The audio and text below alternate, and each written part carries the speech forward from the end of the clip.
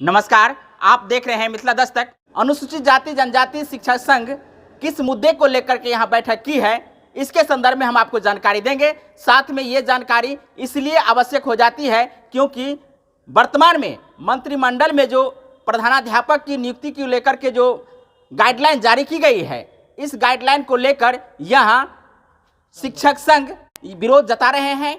आइए हम आपको बात करवाते हैं। क्या नाम है सर आपका? मेरा नाम शंकर कुमार पासवान, अनुसूचित जाति जनजाति शिक्षक संघ, जिला मधुबनी। आज की जो बैठक है, इस बैठक को लेकर के आपकी क्या प्रतिक्रिया है या इस बैठक में आप लोगों की क्या मांग है? सरकार द्वारा जो नियमावली निकला है प्रधानाध्यापक की नियुक्ति के लिए 2021 नियमावली, उसका हम लोग जो है पुरजोर विरोध करते हैं। विरोध इसलिए करते हैं कि हम लोग 2003 से ही नियोजन की प्रक्रिया चल रही है बिहार गवर्नमेंट के तरफ से, और अभी जो सरकार 2021 जो नियमावली निकाली है उसके तहत जो देखे हैं बीएड जो किए हैं, जो डीएलएड हैं, वही लोग जो है मान लीजिए एप्लीकेबल हैं, जो मान लीजिए उस फॉर्म को भरेंगे और वो प्रधानाध्यापक बने। क्या इससे पहले ये जो अभी कैरेक्टेरिया निकाला गया है, ये कैरेक्टेरिया इससे पहले जो प्रधानाध्यापक की जो नियुक्ति होती थी उसमें नहीं लागू था कि डीएलएड या बीएड जो अनिवार्य है? जी नहीं, ऐसी पहले लागू थी कि वो ट्रेंड होंगे और जो विद्यालय में कार्यरत हैं जिसका वरीयता के आधार पर उनको प्रधानाध्यापक पर जो है नियुक्ति होती थी, जिस पर जो है सरकार अभी तक किसी भी तरह का पहल नहीं कर रही है। मैं उसका विरोध करता हूं। साथ में अभी जो बहुत ऐसे शिक्षक हैं बिहार के अंतर्गत जो डीएलएड किए हैं, लेकिन डीपीई जो इग्नू के माध्यम से जो है मान लीजिए बहुत शिक्षक का जो है प्रशिक्षण दिया गया है गवर्नमेंट के तहत, और उसके वो जितने भी शिक्षक हैं सारे के सारे शिक्षक जो सरकार के जो 2021 जो फरमान निकला है उससे वंचित हैं। इसलिए हम लोग उसको पुरजोर जो है विरोध करते हैं। और मैं सरकार से रिक्वेस्ट करता हूं, अनुरोध करता हूं कि युवा प्रोन्नति जिस तरह से पहले का जो मान लीजिए था नियमावली, उसको पुनः फिर लागू करें। और यह लागू यदि मान लीजिए 2021 नियमावली करते हैं, उनको जो है हम लोग पुरजोर विरोध करके करेंगे। जिला से लेके राज्य स्तर तक हम लोग जो है बिल्कुल सरकार को जब तक वो वापस नहीं लगे, हम लोग हमेशा उनका जो है विरोध करते रहेंगे। यह नियमावली उनको किसी भी परिस्थिति में सरकार को वापस लेना ही होगा, क्योंकि इस नियमावली के तहत ऐसे बहुत शिक्षक हैं, हम तो कह रहे हैं कि 90% शिक्षक जो इससे वंचित हो जाएंगे, जिन्होंने 18 वर्ष सरकार की सेवा की, जो अपने विद्यालय में पठन पाठन किया, विद्यालय में पठन पाठन करके विद्यालय को सींचने का काम किया, जिनको बहुत ज़्यादा अनुभव है सारे चीज़ को लिए, और वह सरकार बोलती है कि नहीं, एक मैं अनुभवी, मैं प्रधानाध्यापक, योग प्रधानाध्यापक, सुयोग प्रधानाध्यापक की मैं बहाली करूंगा।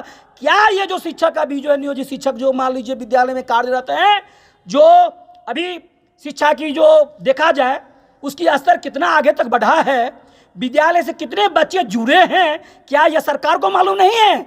सरकार को सारी चीज़ की जानकारी है। आज शिक्षा में जो इतनी ज़्यादा मान लीजिए बढ़ोतरी हुई है, इतने बच्चे जुड़े हैं खासकर नियोजित शिक्षक के बल पर, और जब नियोजित शिक्षक को जितनी बड़ी अनुभव है तो किस आधार पर आज उन्होंने इतनी बड़ी छलवा काम किया है नियोजित शिक्षक के साथ? अनुसूचित जाति जनजाति शिक्षक इसका जो है मान लीजिए पुरजोर विरोध करेगी, और ये कदापि वो जो है कभी भी इस नियमावली को स्वीकार नहीं करेगी। जब तक उनके पास में जो है मान लीजिए प्राण है वो लड़ेगी। क्या नाम है आपका? मेरा नाम शिव कुमार पासवान हुआ, अनुसूचित जाति जनजाति शिक्षक संघ के महासचिव, जिला महासचिव हूँ मैं। और आज का जो यह बैठक किया उसमें मेरा सरकार से मुख्य मांग है कि सरकार हम शिक्षकों के साथ हर समय छलावा कर रही है और तुगलकी फरमान जारी कर रही है। कभी व्यक्तिगत शिक्षक को निलंबित करके दिखा रही है, तो कभी सामूहिक शिक्षक पर प्रताड़ना कर रही है। जैसे कि अभी सरकार के द्वारा एक आदेश निकाला गया है कि प्रधानाध्यापक प्राथमिक से लेके और मध्य विद्यालय और हाई स्कूल तक में सीधी नियुक्ति करेंगे प्रधानाध्यापक की, जबकि नियमावली कह रही है कि प्रधानाध्यापक का पद सदैव पदोन्नति से भरता आया है। लेकिन आज सरकार जो आदेश निकाला है उससे स्पष्ट है कि सरकार शिक्षकों के साथ सौतेलापन व्यवहार करने जा रही है। यह हम लोगों को कदापि बर्दाश्त नहीं होगा और सरकार से सड़क से लेकर सदन तक इस मैटर पे हम लोग लड़ाई करेंगे। सरकार बहुत सारी चीज़ों में हम लोगों के साथ सौतेलापन व्यवहार करती आई है। इससे पहले सरकार द्वारा घोषणा किया गया कि शिक्षकों को अप्रैल से 15% वेतन बढ़ा के देंगे, लेकिन अभी तक वो अधर में ही लटका रह गया। फिर सरकार द्वारा ये कहा गया कि भारत सरकार के कर्मचारी के तहत 28% डीए बढ़ा कर देंगे, लेकिन अभी तक उनका कोई चर्चा नहीं है। इस प्रकार हम सभी शिक्षक इस सरकार से विरोध में हैं और इस मीटिंग के माध्यम से मैं सरकार का पुरजोर विरोध करता हूं कि अपनी तुगलकी फरमान को वापस ले। हम पूछना चाहेंगे, जो सीधी नियुक्ति प्रधानाध्यापक के पद पर की जा रही है, इससे आपको क्या परेशानी है? इससे ये परेशानी है कि जिस प्रकार का नियमावली सरकार इसमें निकाली है उसमें हम शिक्षकों का योगदान नहीं हो पा रहा है। इसमें कहीं से भी हम लोग लाभान्वित नहीं हो पा रहे हैं। हम शिक्षक इससे बिल्कुल ही लाभान्वित नहीं हो पा रहे हैं। क्या आपको मौका इसमें नहीं मिलेगा कि आप भी उस पद के लिए अपनी जो है सो अर्जी लगा सकते हैं? अभी तक जो नियमावली निकाली है सरकार, उससे हम सभी शिक्षकों का माने किसी प्रकार का लाभ नहीं मिल रहा है। और जबकि पुराना जो नियमावली थी पदोन्नति से वरीयता कायम करना, उससे जो है हम सभी शिक्षक को प्रधानाध्यापक के पद तक सफर करने में आसानी होती। प्रधानाध्यापक के लिए जो गाइडलाइन जारी की है या कहे कि सीधी नियुक्ति प्रधानाध्यापक पद के लिए की जा रही है, ऐसे में इन लोगों की नाराजगी है कि बहुत ऐसे शिक्षक हैं जो इस पद के लिए कैपेबल नहीं है। ऐसे में इन लोगों की मांग है कि जो पहले वाला पद्धति है वो पद्धति सीधी नियुक्ति के बदले पदोन्नति के बल पर, पदोन्नति के आधार पर इन लोगों की नियुक्ति प्रधानाध्यापक के पद पर की जाए। और दूसरी मुद्दा है मेरे पास कि डीपी एरियर विगत 3-4 वर्षों से बना हुआ है सभी शिक्षकों का जिला स्थापना कार्यालय में। क्या होता है डीपी एरियर? ये होता है कि जो इग्नू से 10 महीने ट्रेनिंग कर लिया, ट्रेनिंग करने के बाद जो उसका जो एरियर बनता है, वह सारा अंतर्वेतन जो एरियर बनता है वो बन के सब वो वहाँ पर जमा है। आज तक मात्र 3 प्रखंड का वो भुगतान कर सके और अभी तक कितने बार हम लोग भी कितने बार डीपीओ को डीओ को लिखित रूप में दिए हैं, जो मेरे पास साक्ष्य है। आज तक उस पर किसी भी तरह का डीपीओ के द्वारा या डीओ के द्वारा कोई भी कार्रवाई नहीं किया गया। जब भी उनसे पूछते हैं तो वह बोलता है कि सरकार अभी तक अलॉटमेंट उसके बारे में नहीं दिया है। क्या मैं जानना चाहता हूं स्थापना डीपीओ से, कार्यक्रम पदाधिकारी से, डीओ से मैं पूछना चाह रहा हूं, जानकारी लेना चाह रहा हूं, क्या अंतर्वेतन के लिए अलग से अलॉटमेंट आता है? यदि अलग से अलॉटमेंट आता है तो ये 4 वर्षों से उन्होंने अलॉटमेंट क्यों नहीं मंगवाए? वह शिक्षकों कहीं दोषी है? कहीं शिक्षक दोषी नहीं है क्या? यह जो पैसा इतनों दिनों से जो सरकार के पास, सरकार के खजाना में है, क्या सरकार उसका इंटरेस्ट देगी जोड़ के? तो यदि सरकार इंटरेस्ट जोड़ के देगी तो सरकार को जब मन हो तब पैसा दे, अन्यथा इंटरेस्ट को जोड़ के नहीं देगी तो अविलंब इसका भुगतान करे, नहीं तो हम लोग पुरजोर इसका जो विरोध करेंगे उसके लिए सारा जवाबदेही जिला के पदाधिकारी शिक्षा विभाग के होंगे या हमारे जो शिक्षा मंत्री हैं या श्री मुख्यमंत्री साहब हैं, उनको इन सारी जवाबदेही लेना पड़ेगा। तो आप देख सकते हैं कि विभिन्न मुद्दों को लेकर शिक्षकों के द्वारा जो नाराजगी जताई जा रही है और जिस प्रकार से शिवशंकर जी अपनी बातों को रखे हैं कि शिक्षकों के साथ में जो छलावा किया जा रहा है या कहे कि सौतेलापन व्यवहार सरकार के द्वारा की जा रही है, अंतर्वेतन अब तक जो बकाया रखा गया है, इसको लेकर के इन लोगों ने जो विरोध जताए हैं और कहना है कि उनका भुगतान यथाशीघ्र करें और साथ में जितने दिनों से लंबित रखे हैं उनको इंटरेस्ट के साथ भुगतान किया जाए। मैं आपको बताता हूं कि बिहार सरकार के मंत्रिमंडल में गत दिनों जो एक नियमावली निकली है, उसमें नया नियमावली 18 18/8/2021 सेवा शर्त, शिक्षक नियोजन सेवा शर्त एवं प्रधान शिक्षक सेवा शर्त का नियमावली निकला है, जिसमें स्पष्ट कहा गया है कि उसमें DLED और BEd पास शिक्षक ही इस प्रतियोगिता परीक्षा में बैठेंगे और BPSC के द्वारा जो है सो नियुक्ति का प्रक्रिया होगा।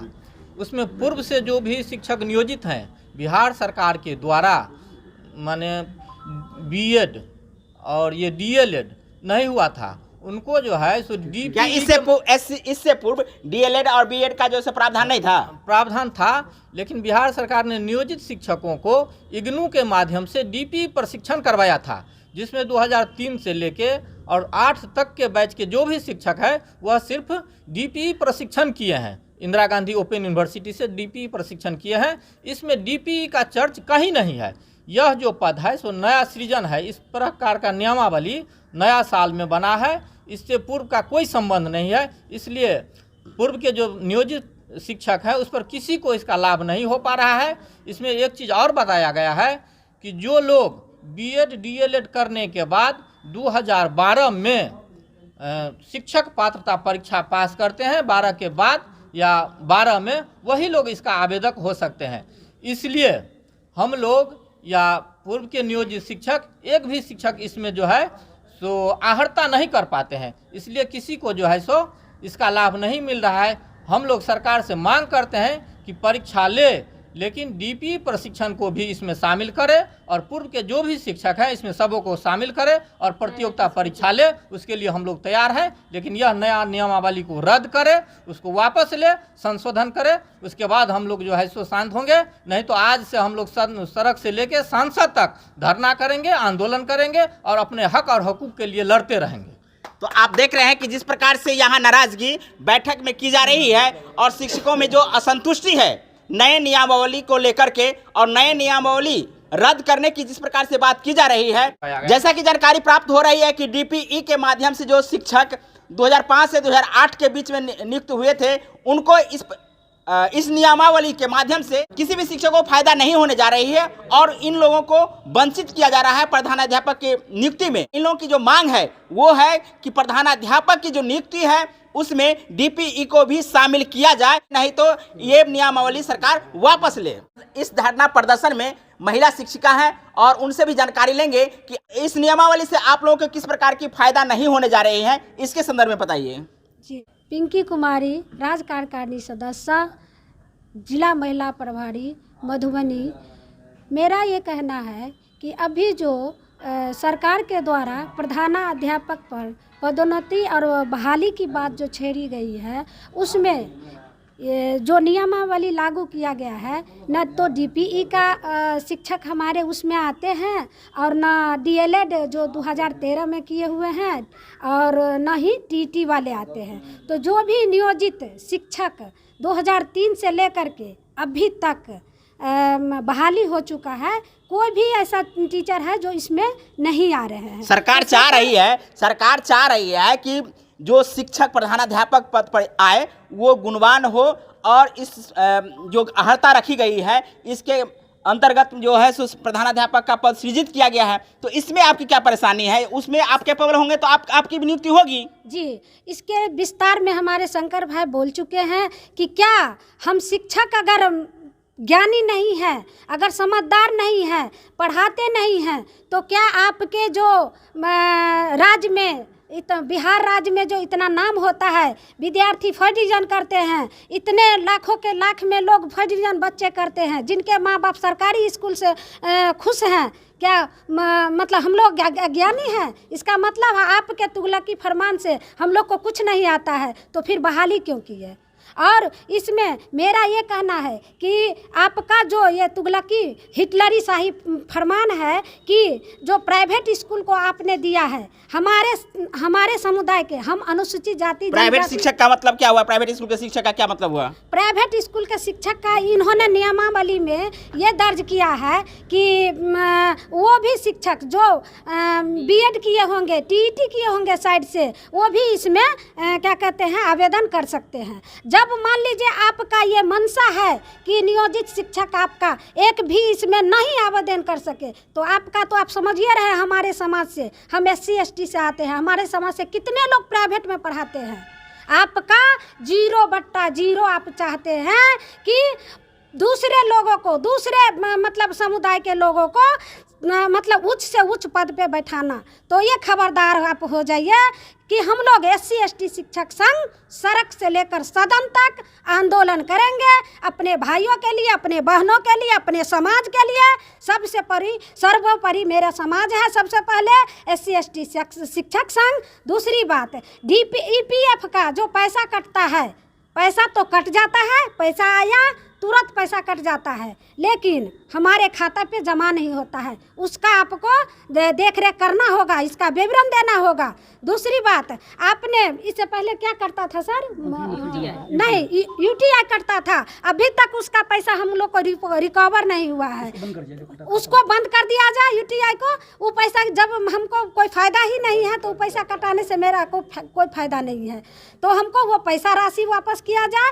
और तजामुद्दीन भाई जो हमारे हैं निलंबित हुए हैं, उनको आप वापस कीजिए, नहीं तो उनके लिए भी हम लोग आंदोलन करेंगे, क्योंकि वो शिक्षक हैं, वो शिक्षक है और हमारे शिक्षक पर आप इतना अत्याचार नहीं कर सकते हैं। क्या हुआ था तजामुद्दीन के साथ में? तजामुद्दीन के साथ हुआ था, कटिहार जिला के एक शिक्षक हैं, और उन्होंने सरकार के द्वारा ये कहा गया था कि चावल और जो भी रसोई का खाना होता है वो तो होता ही है, लेकिन चावल का बोरा जो होता है, जो मुसरी से कटा हुआ सड़ा गला जाता है, वो चीज़ को आप बेच करके 10 रुपये प्रति उसको बेच करके क्या कहते हैं, उसमें MDM में जो भी राशि होता है उसमें संलग्न कीजिए, खजाना में जमा कीजिए। ये तुगलकी फरमान आपको कहाँ से आता है? तो मैं बिहार सरकार और क्या कहते हैं जिला के पदाधिकारीगण से मैं कहना चाहती हूँ कि अपना पेंशन और जितने आपके मंत्री हैं, MLA हैं, उनका पेंशन काट करके खजाना में जमा कीजिए। इस शिक्षकों को ज़्यादा परेशानी में मत डालिए, नहीं तो बहुत बड़ा परेशानी में आप पड़ जाएंगे। शिक्षक एकता जिंदाबाद, जिंदाबाद जिंदाबाद। कुली फरमान वापस करो, वापस करो, वापस करो। कुली फरमान वापस करो, वापस करो, वापस करो। सरकार जब तक वापस नहीं करेगी, संघर्ष हमारा जारी रहेगा। सरकार जब तक वापस नहीं करेगी, संघर्ष हमारा जारी रहेगा। जैसा कि आपको जानकारी हम दे रहे थे कि शिक्षकों की जो नाराजगी है प्रधानाध्यापक की सीधी नियुक्ति से लेकर उनकी जो अब तक की लंबित जो मांगे हैं वो नहीं पूरा की गई है, साथ में तजामुद्दीन की जो बर्खास्तगी है उसको लेकर के भी यहाँ लोगों ने अपनी नाराजगी जाहिर की है कि उनकी नियुक्ति जल्दी से जल्दी की जाए। साथ में सरकार से मांग कर रहे हैं कि वर्तमान में जो स्थिति है प्रधानाध्यापक की नियुक्ति को लेकर के, उस नियुक्ति में आप जो नियमावली जारी किए हैं उसको अविलंब रद्द करें, अन्यथा संघर्ष हमारा जारी रहेगा।